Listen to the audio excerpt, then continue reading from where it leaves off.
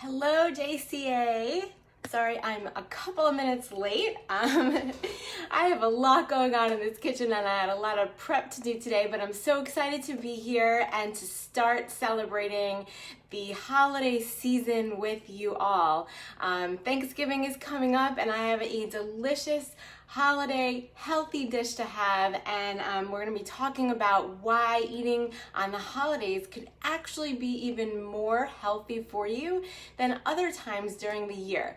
But before I even get started, I wanted to show you my brand new apron that my cousin Joy sent to me, and I just wanted to give her a quick shout out to say thank you so much. That was the most thoughtful thing. I absolutely love it and I need it because I cook and I never want to get my clothes dirty, and I'm always thinking about that. So it was a great gift. I really appreciate it. You are one of my biggest supporters and one of my best students. So congratulations on all your weight loss recently. I'm so proud of you. Keep it up, and thank you again. That was so thoughtful.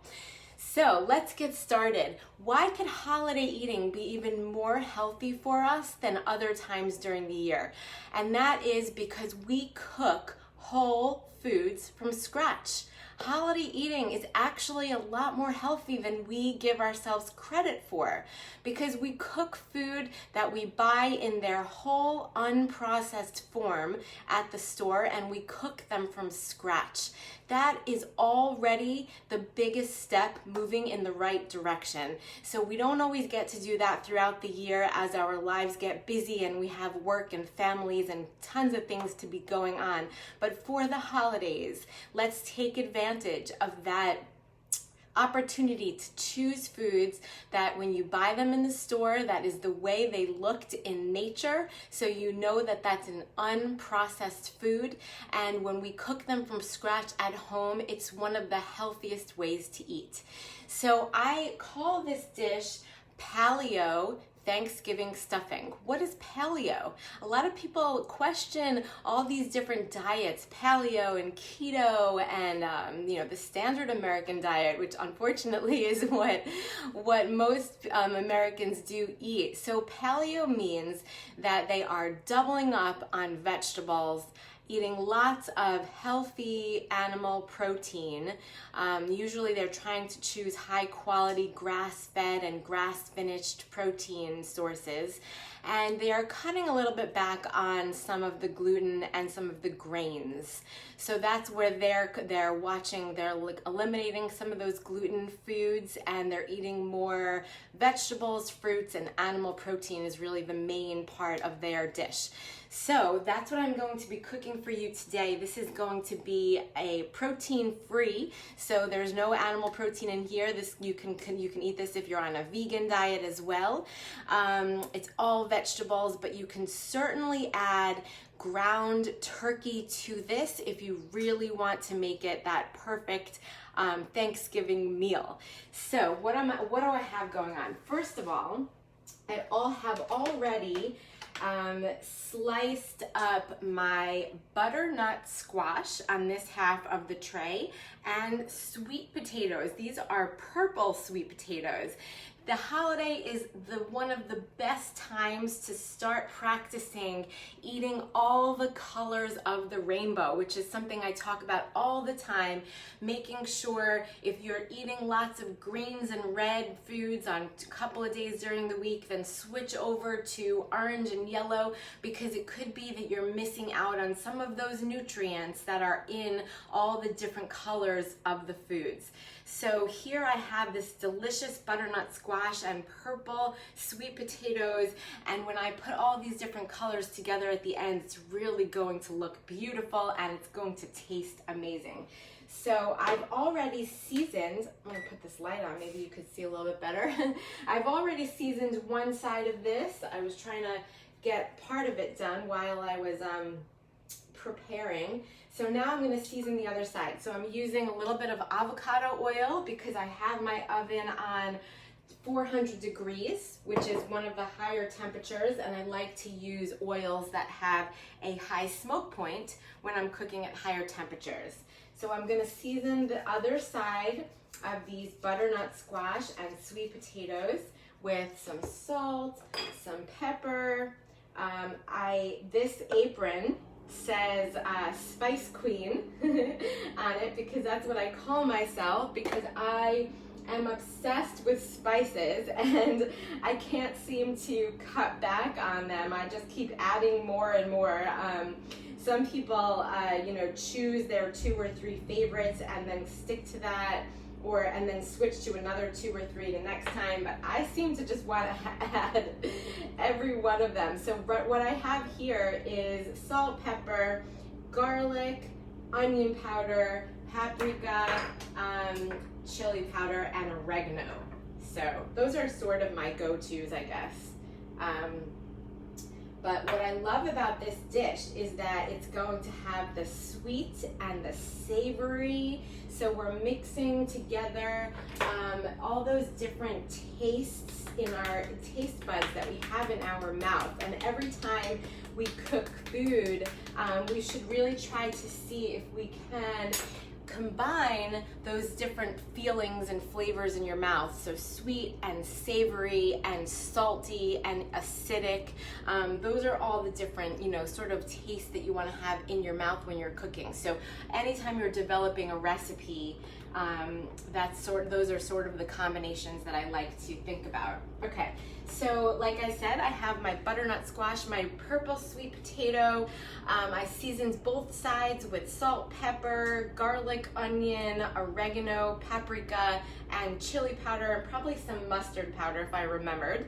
And so I'm gonna stick that in the oven at 400 degrees, and I'm gonna let that cook until it's sort of brown on both sides. So I'll probably flip them over in the middle. It might take up to about 40 minutes at temperature 400 degrees, maybe 35 minutes, but I'll keep checking and I'll flip them over in between. And what I'm going to do here on the stove is I have this preheating. I have my cast iron skillet, which I think I've talked about in the past, that I really like to cook either in cast iron or stainless steel. Those are the 2 sort of cooking vessels that you don't have any heavy metals that will be leached into your food. And so I really love those. The cast iron is especially good because it really contains a good high temperature in the pot the whole time you're cooking. So I love that. So I'm going to add some avocado oil to this pan, and then what I have prepared here is I have mushrooms, carrots, Brussels sprouts, and celery. I almost forgot. So I want to let this heat up a bit before I add that in. So you really want to just make that a little bit warm before you add in that combination of vegetables. So what I'm gonna do is I'm gonna let that butternut squash and sweet potatoes cook up in the oven, and then on the stove top, I'm going to mix together this combination of mushrooms, Brussels sprouts, carrots, and celery.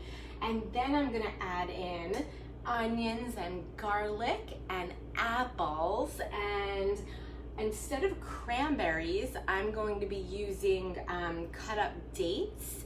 I don't know if you know, but dates are especially healthy for our bones. So if you eat a couple of dates a day, you're doing some really good service to your bone density. So I highly recommend eating a bunch of dates, a couple a day. Not only will that improve your bone density, but it is especially good for your digestion. It's high in fiber. You're feeding the bacteria in your gut, which is always a great thing.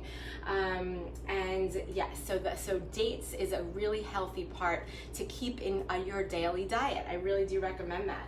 So I think I already mentioned I'm going to be adding in at the end the garlic and onions, then the apples and dates, and at the very end I have some pecans here. So you can see how this combination is just going to have so many varieties of foods. It has the nuts and the vegetables and the fruits, and oh wow, I cannot wait to eat this.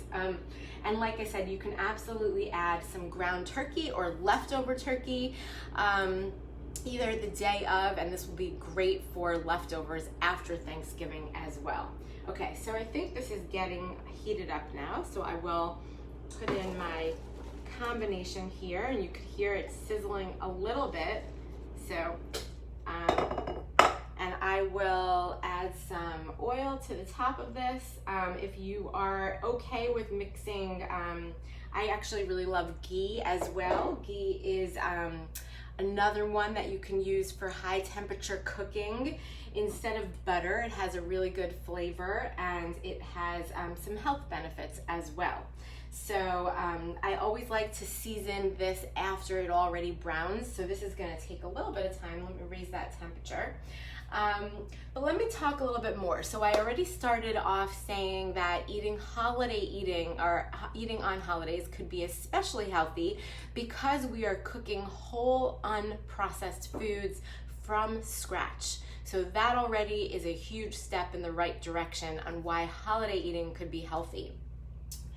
Besides that, some other tips to keep in mind is I often teach people how to construct their plate.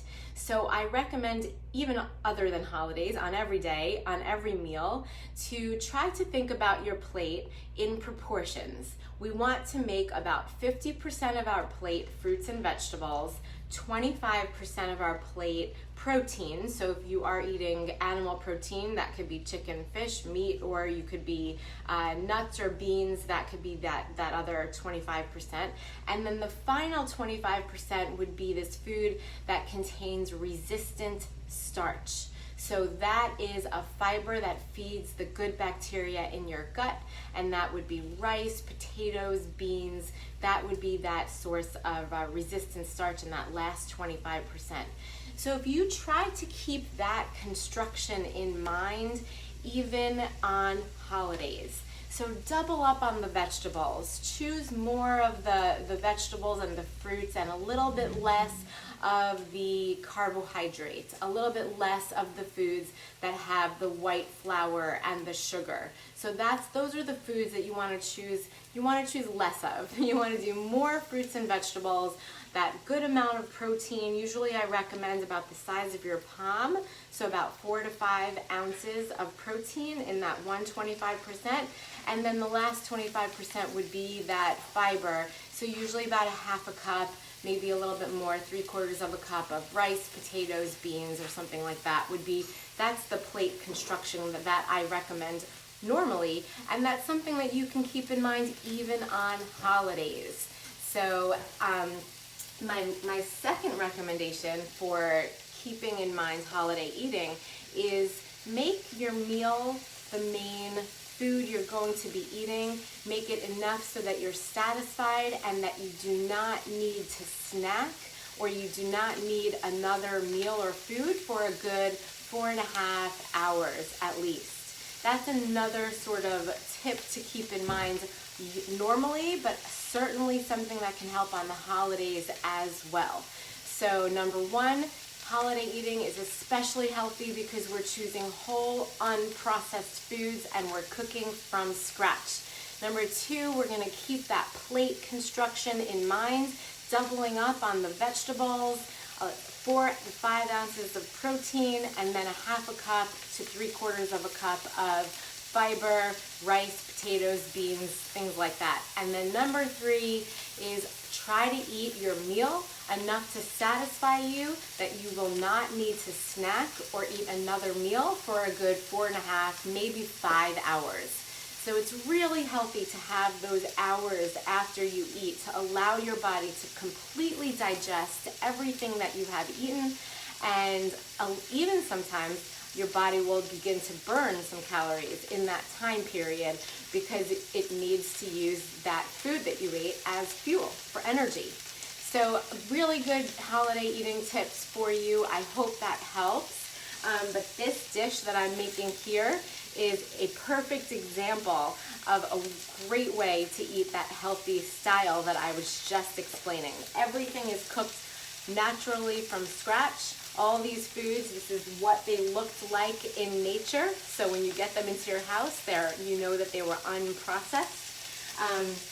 We are going to be eating all the different colors of the rainbow, so we're getting all the different nutrients that our bodies need to process and to function appropriately. And yeah, and it'll certainly be filling. So hopefully you won't have to rely on snacking or eating another meal for a good another 4.5 to 5 hours after. And then to take that a step farther, you may hear some people talking about, this is really heating up now, so I'm happy to hear that sound of that sizzling. And gosh, I always talk about this, but the smell in here is already like a holiday. I have that butternut squash and sweet potato in the oven, and I have these mushrooms, celery, carrots, and Brussels sprouts here on the stove top. So in the end, I'm going to combine what's in the oven with all this that's in the pot. And it's going to be a beautiful dish because not only is it going to have the colors, but because those butternut squash, I sliced them like sort of in these like half moons, I'll be able to lay them on the top of the dish and it will really look very pretty. So I probably won't be able to finish the entire dish in the half an hour that I'm with you, but I will absolutely send you guys a picture of what it looks like when it's all done. Because we all know that for the holidays is one of the times that we want to think about presentation of our food. So this will be a really nice, pretty presentation. So going back to what I was talking about, where I was saying it's nice and helpful if you can get through those 4.5 to 5 hours between meals without snacking. Another suggestion is to see if you can get through between 12 and 14 hours over the night. So you might want to say, well, if I finish eating dinner by 8, then I probably won't need to eat breakfast until sometime between 8 and 10. So that would be what some people might consider intermittent fasting. So we're trying to allow our body to have these periods of fasting, because in that time period, you're allowing your body to completely digest all the food that you've eaten, even sometimes start to burn some of those calories to be used as fuel. If we constantly feed ourselves every single time we get hungry, then we will never really burn enough calories as fuel to maintain a healthy weight. Because every time our body needs fuel, we're just eating more food. So that's really something we want to try to avoid. We really want to allow our bodies to have this long period of time where we digest our food completely and also start burning calories for fuel, instead of just feeding ourselves every time we get hungry. And in that scenario, we wouldn't burn calories for fuel because our body will just keep getting more food to be used for that energy. I hope that makes sense. If you have any questions about that, or you need me to explain it more clearly to you, please feel free to ask me questions. Comment on this video. You could even email me privately, stacy.seslowsky@jcajax.org, and let me know what your questions are, and I will absolutely explain it to you. Okay, this is already starting to smell great in here. These vegetables are starting to brown, and I can probably start to add. Okay, so I've added these vegetables first because they take the longest to cook.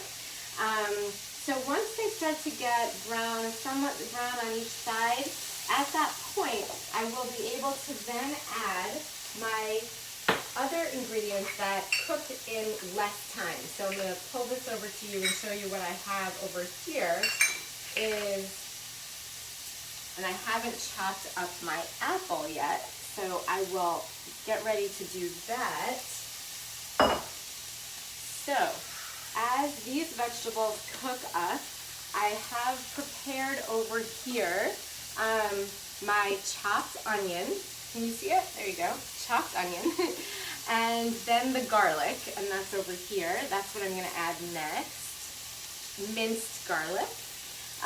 And then at the very end, I'm going to be adding my chopped dates, which is going to add that delicious, sweet flavor that we're looking for, and you can use dried cranberries if you prefer, but I especially love dates because they're super healthy for our bones and our digestion. I really love dates. And then my apple, so that is going to add that other sweet flavor. And then finally, at the very, very end, I'm going to add some of these beautiful pecans. So gosh, I can't even, I just can't even get over how many ingredients are in this dish and how delicious this is going to be and what a presentation it's going to be for your guests on Thanksgiving. I just wish that you guys could be here in my kitchen so that you could smell it and taste it, and also be here long enough so that you would be able to see the very end. I'm so sorry that I never get to the very end in this short half hour that I have with you, but I promise to send that picture to you once it's done. Okay. All right, I think we're about ready now to add the onion. So I chopped the onion into small pieces. I think you could see it right there. I'm adding this a little bit later on because those first vegetables took the longest to get brown.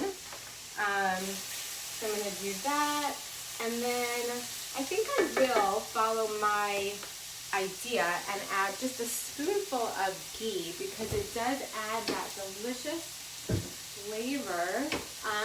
You can get this, they sell this right at Publix. Ghee is a good substitute for butter.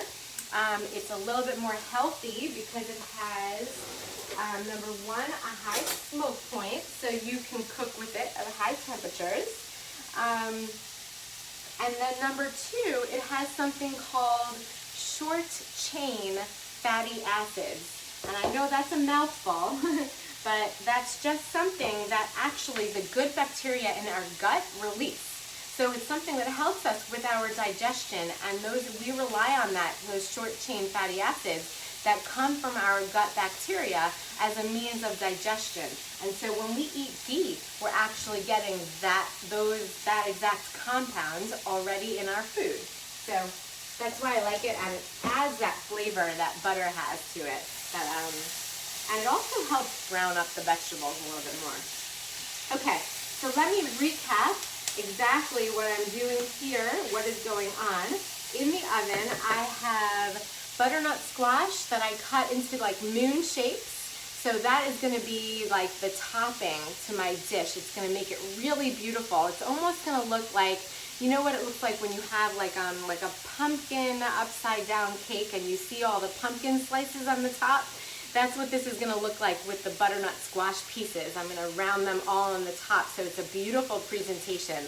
But I also have in the oven the butternut squash and purple sweet potatoes. So those are all sliced. I have them with a little avocado oil, and I seasoned them with salt and pepper, garlic, onion powder, paprika, chili powder, all my flavor seasonings. As my apron calls me, I am a spice queen. I don't know if you can see it from that far, but okay, so that's what's going on in the oven. It's at 400 degrees. I'm gonna flip that after about 15-20 minutes, which that might already be, and then cook the other side until both sides are brown. On the stovetop, first I put some Brussels sprouts, carrots, celery, and mushrooms. I put those first because they take the longest to get brown, with some avocado oil. And then when those started to brown up, I added in some chopped onions. So that's going to be warming up over here on the stovetop. Now, when that is all brown to my liking, I am going to add some minced garlic to the center of the pot. You may have seen me do that in the past, where I sort of push all the vegetables to the edges, and I put the minced garlic in the center of the pot, and I lower the temperature, and I add some delicious olive oil. Always lower the temperature when you cook with olive oil because you don't want olive oil to burn. So that's what's going to happen in the center of the pot in just a minute. Then I'm going to mix everything together, and I'm going to add, let me go get my knife. At the very end, I'm going to add chopped apple, chopped dates. I have over here some chopped dates, and I'm using those dates because they're super healthy for our bones and our digestion. So I use dates as often as I could. It adds a really sweet flavor to the food, but it's also something that you should include every day in your diet because it's super healthy for our bones. That's what I love the dates for. And all of us should be thinking about bone density as we get older, bone density, muscle mass, cognition. Those are sort of the things that as we age, we want to make sure that our diet is really giving us the power, the tools that we need to stay as sharp and as healthy as we could be. Okay, so I'm chopping up that apple right now, and then the final ingredient, I think I told you I was going to add the dates, the apple, and then finally some pecans. So this is seriously going to be one of the most flavorful dishes I am so excited for. I will absolutely post the recipe underneath either this video or underneath the picture of the final product, which I will put up as well. And then, so I think I told you I'm getting sort of lots of the flavors that I want from all these foods, but I also like to make sure that I'm touching on all those different sort of flavors in our mouth. So a little bit of acidity, a little bit of sweetness, a little bit of savory, a little salt. So I am obviously going to season all these vegetables. And then for acidity, I may add a little bit of balsamic vinegar. That's what that'll probably help at the end. And maybe even a little bit of mustard. I love my mustard. Okay. All right. So this is definitely coming along nicely. So I'm going to lower that temperature. I promised I was going to show you. I push all my vegetables to the side and I add my minced garlic, but the most important thing is to lower that temperature first because you absolutely don't want the garlic to burn, and I'm going to be using a little bit of olive oil, and I don't want my olive oil to burn either. So I'm going to do that, pour a little bit of olive oil right at the top of my garlic, and let as soon as you add that, you smell it, like the second you add it. It's amazing how quickly that happens. Okay, while that is happening, I will open up my oven and see, yes, okay, I don't know if you're going to be able to see this. I'm going to have to, okay. So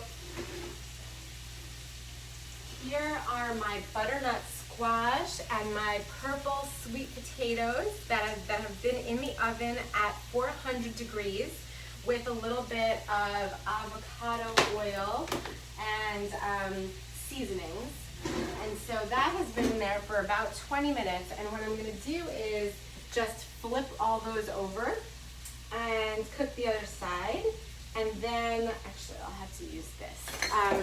And then at the end, I'm going to use all these beautiful butternut squash to top my dish so that it looks really pretty at the top as a presentation for the holidays. Okay, these are looking so good and it smells so good. Oh yeah, you can see they brown on the first side nicely. Perfect. Give these a quick flip. It's not easy to do all of these things at once. Okay, flip this over, and then I'm going to stick that back in the oven for another 15 minutes. And I just don't want this garlic to burn. I'm keeping all these things in my mind as I'm trying to do this, so give me 1 second.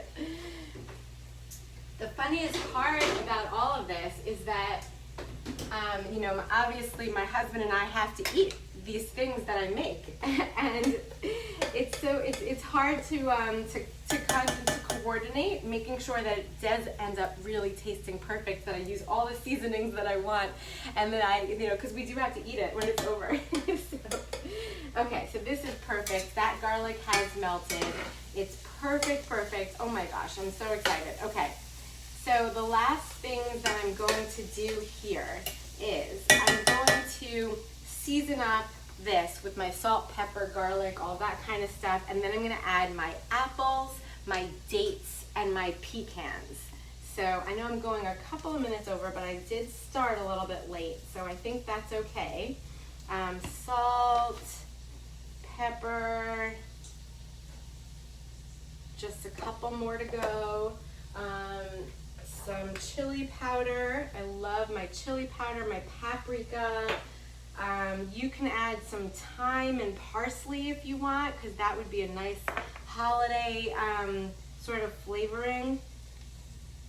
I have some oregano here. Okay. And the last one I'm going to do is mustard powder. Okay. I love mustard powder. So, and I may have told you this in a previous video, but when you add mustard powder to cruciferous vegetables like Brussels sprouts, cabbage, broccoli, it pulls out the healthy ingredients that are in those cruciferous vegetables. So I love to add mustard powder to broccoli, Brussels sprouts, any other cabbage, any of those cruciferous vegetables, because the mustard powder actually makes the healthy part of those cruciferous vegetables more available to our body. So I always use mustard powder when I'm cooking those kinds of vegetables. Okay. All right, I'm up to the last part of this. So I'm gonna add see if I could clear all this off.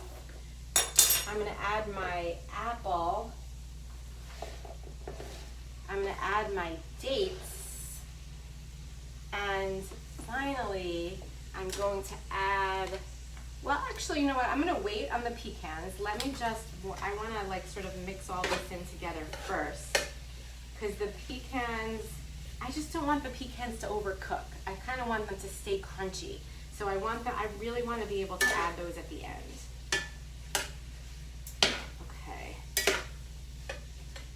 And then I promised that I would add a little bit of balsamic vinegar to just like help with that, adding a little bit of that acidity to the meal. I always like to make sure there is that flavoring in my food.